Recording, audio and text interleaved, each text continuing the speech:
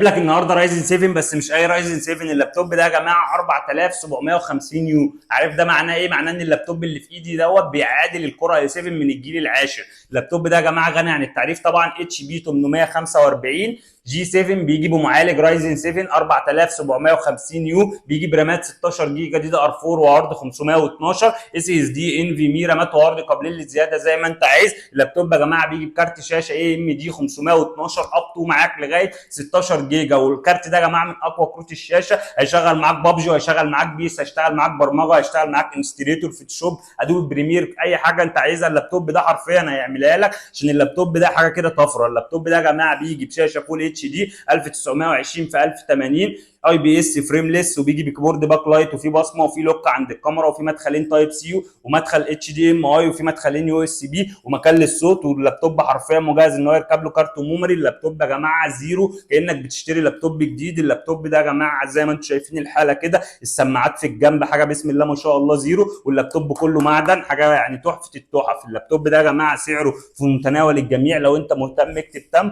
وهتسمع سعر ما حصلش من شركه سي ان سي.